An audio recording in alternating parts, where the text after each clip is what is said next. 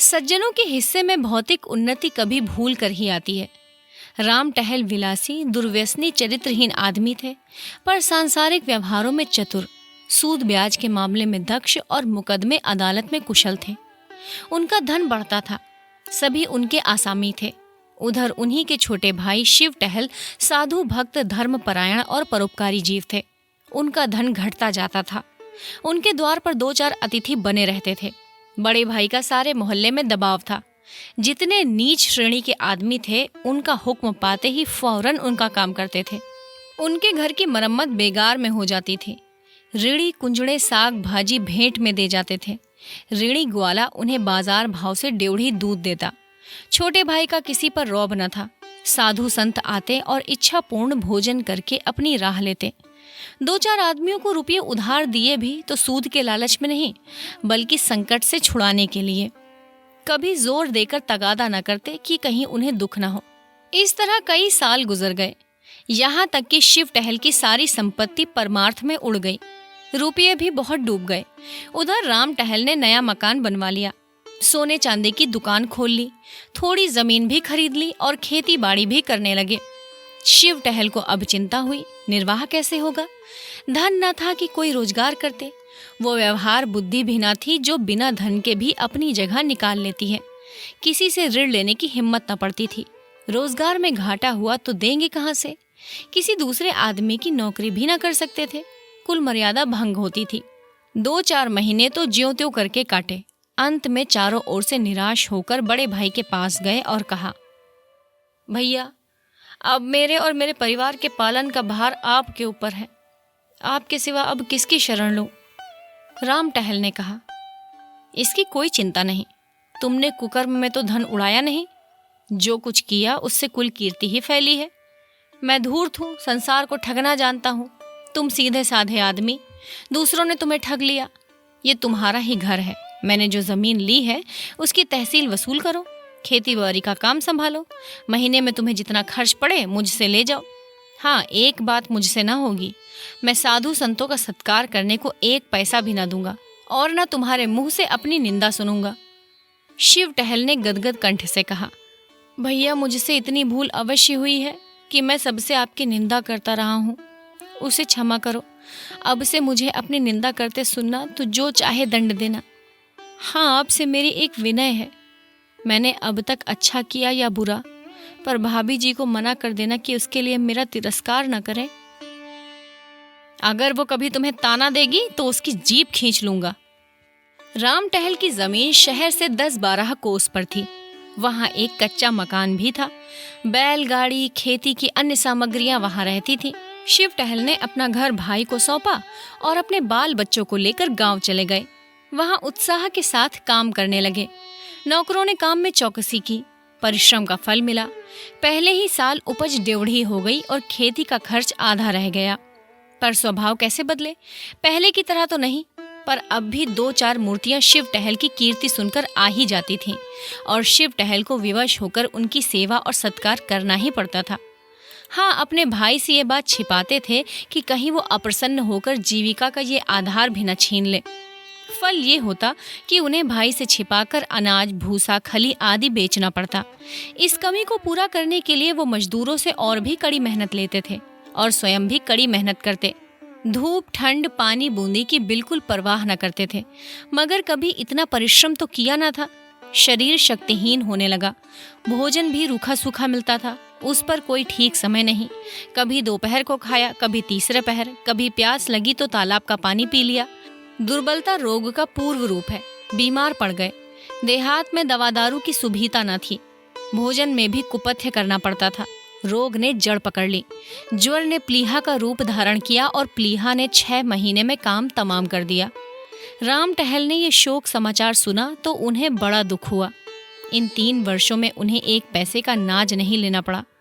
गुड़, घी, भूसा, चारा, उपले, ईंधन सब गांव से चला आता था।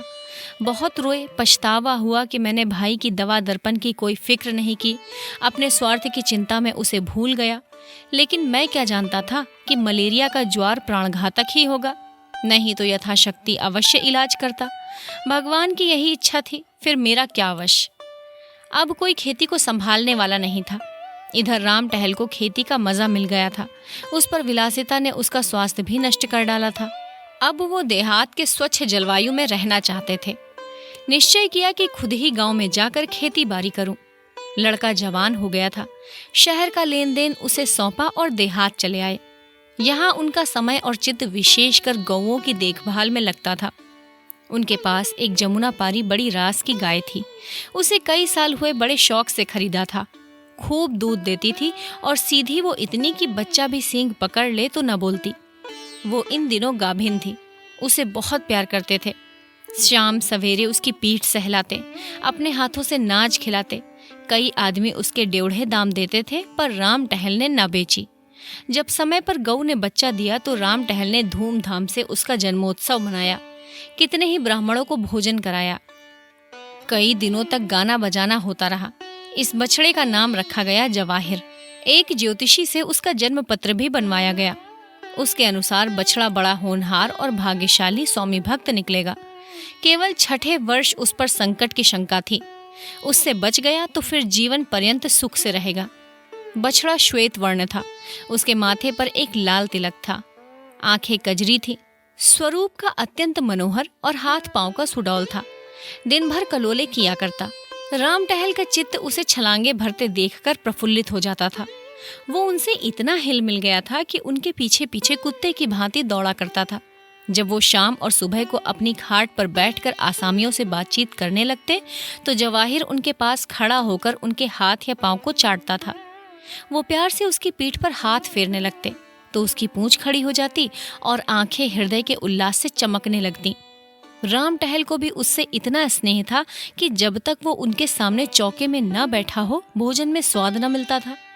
वो उसे बहुधा गोद में चिपटा लिया करते। उसके लिए चांदी का हार, रेशमी फूल, चांदी की झांझरें बनवाई। एक आदमी उसे नित्य नहलाता और झाड़ता पोंछता रहता था। जब कभी वो किसी काम से दूसरे गांव में चले जाते तो उन्हें घोड़े पर आते देखकर जवाहिर कुलेले मारता हुआ उसके पास पहुंच जाता और उनके पैरों को चाटने लगता। पशु और मनुष्य में ये पिता पुत्र सा प्रेम देखकर लोग चकित हो जाते।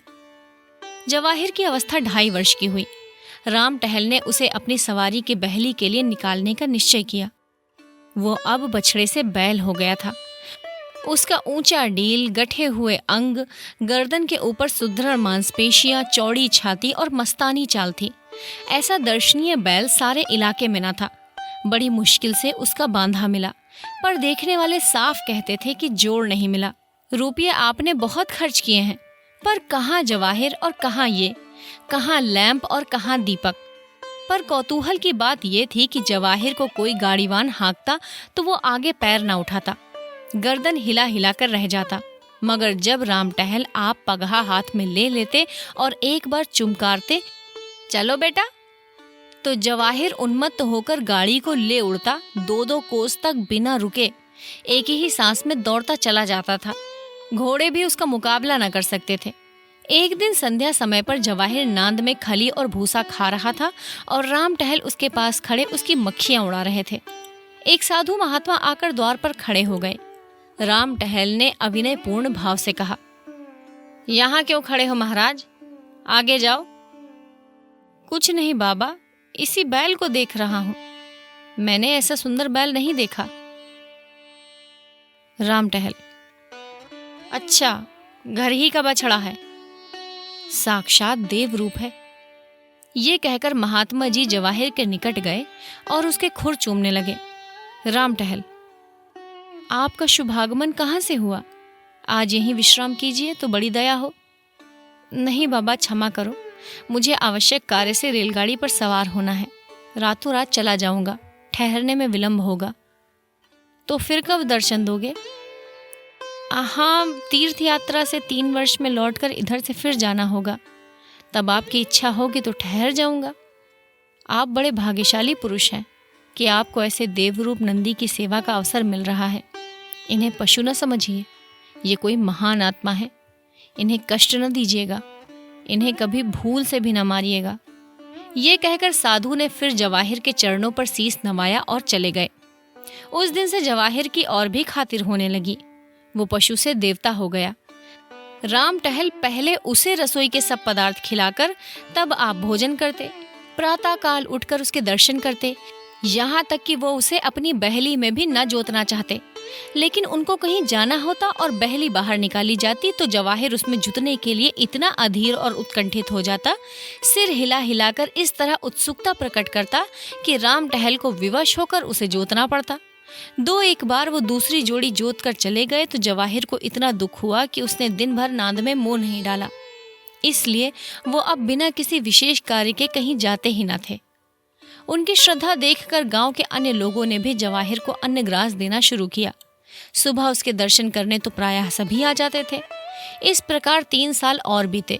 जवाहिर को 6ठा वर्ष लगा। राम टहल को ज्योतिष की बात याद थी। भय हुआ कहीं उसकी भविष्यवाणी सत्य न हो। पशु चिकित्सा की पुस्तकें मंगाकर पढ़ी, पशु चिकित्सक से मिले और कई औषधियां लाकर रखी। जवाहिर को टीका लगवा दिया, कहीं नौकर उसे खराब चारा या गंदा पानी खिला पिला न दे। इस आशंका से वो अपने हाथों से उसे खोलने बांधने लगे। पशुशाला का फर्श पक्का कर दिया जिससे कोई कीड़ा मकोड़ा न छिप सके। उसे नित्य प्रति खूब धुलवाते भी थे। संध्या हो गई थी। राम टहल नांद के पास खड़े जवाहिर को खिला रहे थे कि इतने में सहसा वही साधु महात्मा आ निकले जिन्होंने आज से 3 वर्ष पहले दर्शन दिए थे। राम टहल उन्हें देखते ही पहचान गए। जाकर दंडवत की, कुशल समाचार पूछे और उनके भोजन का प्रबंध करने चले। इतने में अकस्मात जवाहिर ने जोर से डकार ली और धम से भूमि पर गिर पड़ा। राम टहल दौड़े हुए उसके पास आए। उसकी आंखें पथरा रही थी। पहले एक स्नेहपूर्ण दृष्टि उन पर डाली और फिर चित्त हो गया। राम टहल घबराए हुए घर से दवाएं लाने दौड़े। कुछ समझ में न आया कि खड़े खड़े इसे क्या हो गया। जब वो घर से दवाइयां लेकर निकले तब जवाहिर का अंत हो चुका था। राम टहल शायद अपने छोटे भाई की मृत्यु पर भी इतने शोकातुर न हुए थे।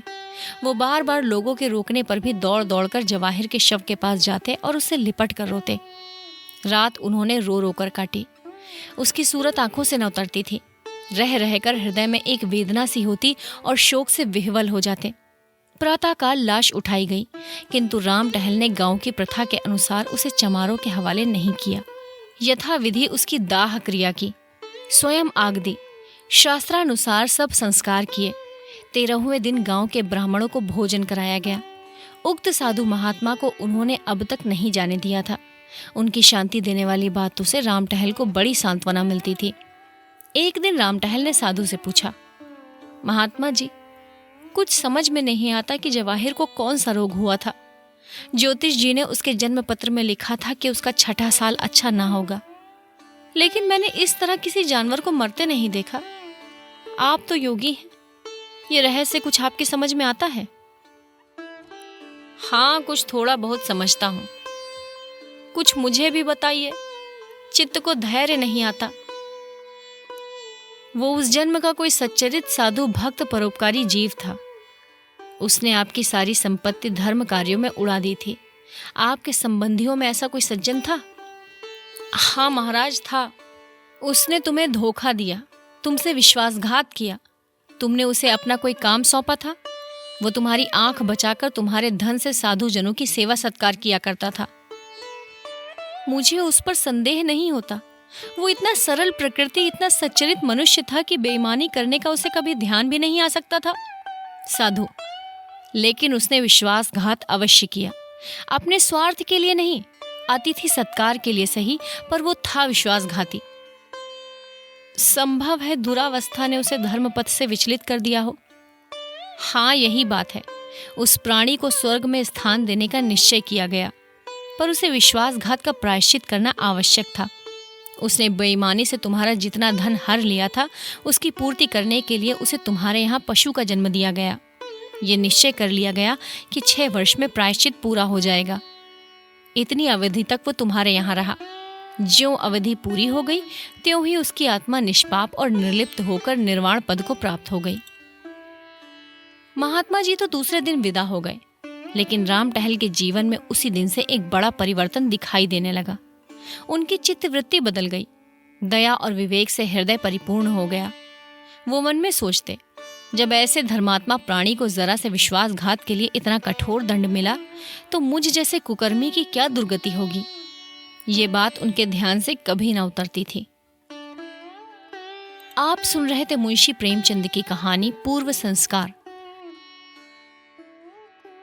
जल्द ही एक नई कहानी लेकर आपके सामने दोबारा उपस्थित होंगे। अगर आपको ये कहानी पसंद आई हो तो इसे लाइक कीजिए, अपने मित्रों के साथ शेयर कीजिए और इस चैनल को ज़रूर सब्सक्राइब कीजिए। धन्यवाद।